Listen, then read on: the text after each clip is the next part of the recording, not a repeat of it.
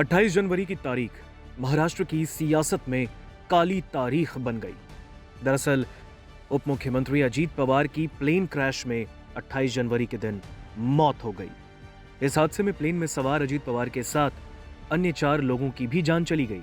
ताजा घटनाक्रम में जांचकर्ताओं ने लेयरजेट विमान का ब्लैक बॉक्स बरामद कर लिया है।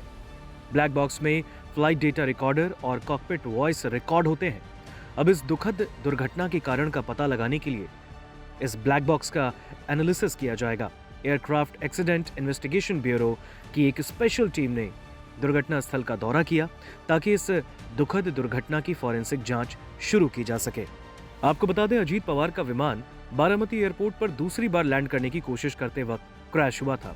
दिल्ली की कंपनी वीएसआर वेंचर्स का यह लेयरजेट 45 विमान सुबह करीब 8:45 पर क्रैश हुआ, जिसमें अजीत पवार, उनके पर्सनल सिक्योरिटी ऑफिसर और अटेंडेंट और कॉकपिट क्रू के 2 लोग, pilot in command Sumit Kapoor और फर्स्ट ऑफिसर शांभवी पाठक की जान चली गई। अजीत पवार सुबह करीब 8 बजे मुंबई से निकले और स्थानीय निकाय चुनावों से पहले अपने गृहनगर बारामती में 4 चुनावी रैलियों को संबोधित करने वाले थे।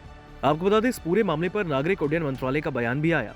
इस बयान में अजीत पवार के विमान दुर्घटना से जुड़ी घटनाओं का क्रम बताया गया, जिसमें एक संभावित चिंताजनक बात यह भी शामिल है कि क्रू ने लैंडिंग क्लियरेंस का रीडबैक नहीं दिया। सुबह 8:18 पर VTSSK के तौर पर रजिस्टर्ड प्लेन ने बारामती एयरपोर्ट से कांटेक्ट किया और इस समय कपूर और को पायलट पाठक को मौसम की स्थिति के बारे में बताया गया और अपनी मर्जी से लैंड करने की सलाह दी गई। कपूर को 15,000 घंटे से ज्यादा उड़ान का अनुभव था और पाठक को लगभग 1500 घंटे उड़ान का अनुभव था। मंत्रालय के आधिकारिक बयान में कहा गया है कि क्रू ने हवा और विजिबिलिटी के बारे में पूछा।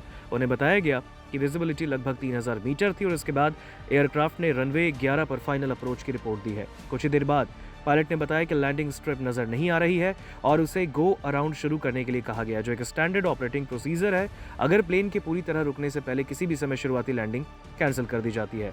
गो अराउंड के बाद क्रू से फिर से उसकी पोजीशन के बारे में पूछा गया और पायलट ने फाइनल अप्रोच की रिपोर्ट दी। रनवे अब दिख रहा है, इसकी पुष्टि करने के लिए पूछा गया और जवाब मिला। इसके बाद सुबह 8:43 पर प्लेन को लैंड करने की इजाजत दे दी गई। हालांकि लैंडिंग क्लियरेंस का कोई रीडबैक नहीं हुआ। इसके बाद ATC यानी एयर ट्रैफिक कंट्रोल ने सुबह 8:44 पर रनवे 11 के किनारे आग की लपटें देखी। फिलहाल अब इस मामले में ताजा अपडेट ये है कि महाराष्ट्र के उप मुख्यमंत्री अजीत पवार की जिस प्लेन क्रैश में मौत हुई है, अब उस लेयरजेट विमान का ब्लैक बॉक्स बरामद कर लिया गया है। आपको बता दें, ब्लैक बॉक्स में फ्लाइट डेटा रिकॉर्डर और कॉकपिट वॉइस रिकॉर्डर होते हैं। अब इस दुखद दुर्घटना के कारण का पता लगाने के लिए अब उसका एनालिसिस किया जाएगा।